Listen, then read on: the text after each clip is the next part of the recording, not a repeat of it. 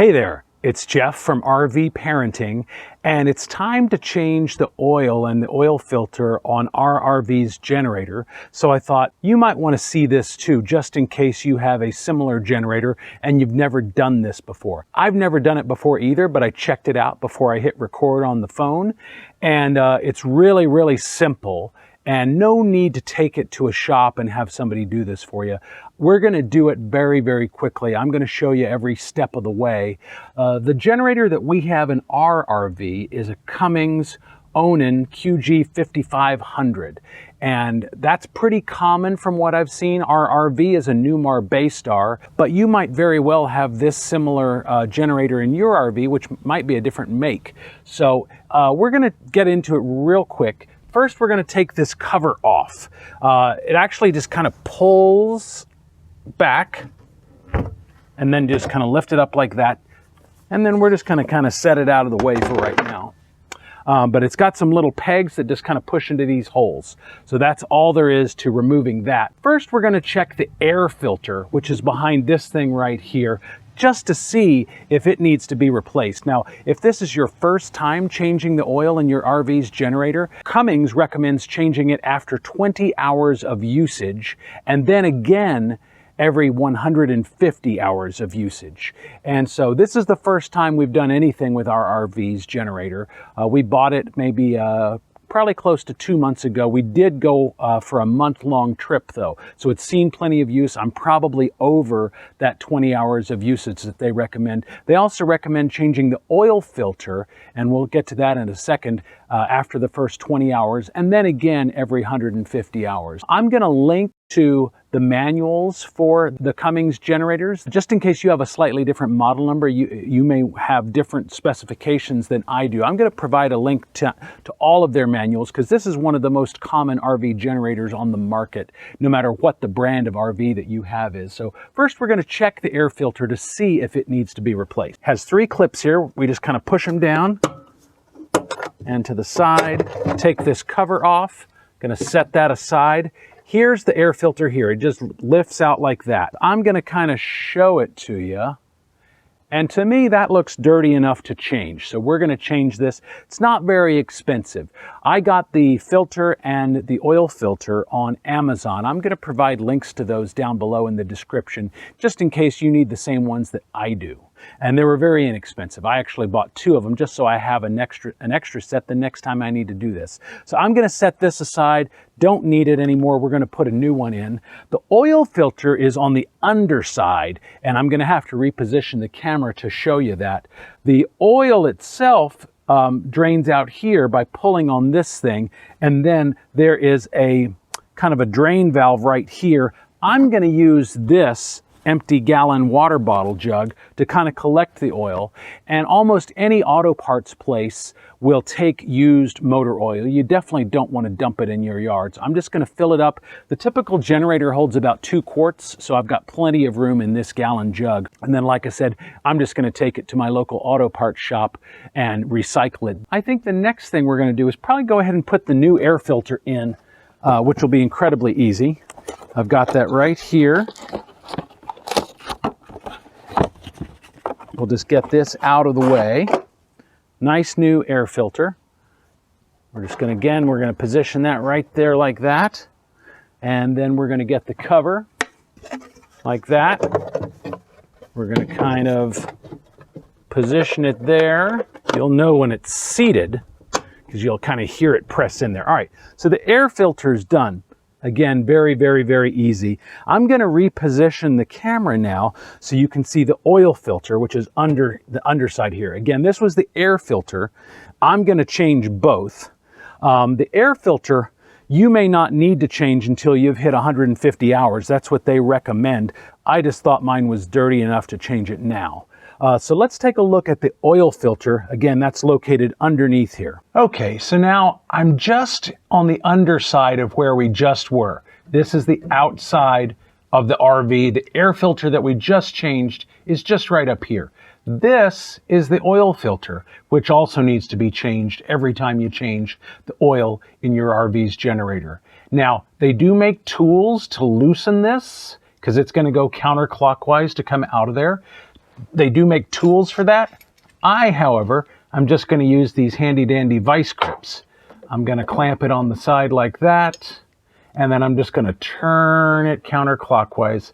Once I've got it loosened, I can just do the rest by hand. I did read in some forums where it's a good idea to use an original Cummings Onan filter because they're a little bit longer. And as you saw just there, this thing doesn't stick down very far. And if you bought an aftermarket one that was even shorter, you might have a hard time getting it out of there. But that came out very, very easily, as you saw. Now, I'm just going to put the new one in. And like I mentioned, I did buy the official Cummings Onan oil filter. And I'm just going to put it back in the exact same way that one came out. And now, of course, we're going to screw it in clockwise, just like that. All right, that's nice and tight. I do want to point out while we're down here that this is where the oil comes out when you drain it. So like I mentioned, I'm going to use that empty gallon water bottle. I'm going to just put it there just like that and drain the oil into here. And as I mentioned also, the typical RV generator holds about 2 quarts of oil. So in a gallon jug, there's plenty of room for that oil to go. Right now here in Texas, it's probably about 70 degrees. If it was really cold outside while I was doing this, I would definitely turn the generator on for 5 or 10 minutes first, because warm oil is going to flow out of that vent here much faster than cold oil. But I don't think I need to do this today because of what the air temperature is outside. So now let's go back up top again. All right, so now we're back up top here. As you can see, I have my very professional method of lifting this gallon jug up so that the actual spigot where the oil is going to drain out of goes down inside the mouth of the jug. It's just a paint can and a couple of 2x4s. You can certainly hold it there. I just didn't want to have to do that the whole time. And I'm sure, you know, you could get a big bin or catch tray. The main thing I think you'd want to think about is you wouldn't want to have something on the ground that was low where the oil could kind of come down and splash around. Other thing I wanted to quickly point out is make sure the old oil filter doesn't get tipped over, because there is oil inside of that that will spill out when you take it off and you set it down if it falls over. Also, there are some folks out there who think you should fill the new oil filter with oil before you put it in. As you notice, I didn't do that. I'm not entirely sure that it's necessary. I'm also not a mechanic, but I know that the generator's manual does not say to do that. And being new to this, I'm going to follow exactly what's in the manual. So that's why I did not do that, but you might see that on some other videos that are out there. But at this point, we're ready to drain the old oil out. I mentioned earlier that this little guy right here is how you open this valve to let the old oil out. All you have to do is turn it counterclockwise with your fingers. So I'm going to start to do that. The oil should start to flow out. Again, it's not super warm here today, but it's not super cold either. All right, it's starting to flow. This is where you're going to put the new oil in, and if we open this now, that airflow should cause the oil to flow out faster. This is also your dipstick here. This is going to take a minute for the old oil to flow out, so I'm not going to bore you with sitting here watching that. We're going to go watch paint dry instead. No, just kidding. I'll be right back. All right, so as I think you can see here, this isn't anywhere near 2 quarts of oil, but it does appear to be finished draining for the most part. So most importantly, don't be like me. I should have checked this earlier, and I should have been adding oil as I noticed the oil level was low. They actually recommend checking the oil level about every 8 hours of use. Your RV could be different, but I can see a little gauge right up here that tells me how many hours of usage the generator has had. I don't think we're significantly over the 20-hour mark. We may be like 30, 35, maybe even 40 max. But somewhere probably between 20 and 30 is about right. And again, that's how often you should be changing the oil the very first time you do it, and then it's every 150 hours. But I should have checked this probably a long time ago and topped it off. But I've closed the valve here now, I'm still having this here just in case there's any little drips that don't end up on my driveway. Now we're going to add the new oil again right here. The manual recommends SAE 10W30 as long as you're not in a place that goes significantly below 0 degrees Fahrenheit. Here in Central Texas, well, we don't go below 0, and we don't even go below freezing that often. So I'm going to use 10W30. If you do live somewhere that's exceedingly cold, 10W40 is what they recommend. Again, you might have a slightly different generator. I'm going to put a link in the description to all of the Cummings Onan generators so you can find your specific model. But I'm going to add 10W30 right now. In the manual, they recommend a caliber of oil called SM, as in Sam and Mary. I couldn't find that. I looked at my local auto parts store and on Amazon. I couldn't find that one. This one is SN, as in Sam and Nancy. And so that's what I'm going to use. And they also recommend not using synthetic oil. So this is just regular motor oil. I'm going to pour it in right here. And again, it should hold about 2 quarts. So we're going to add this now.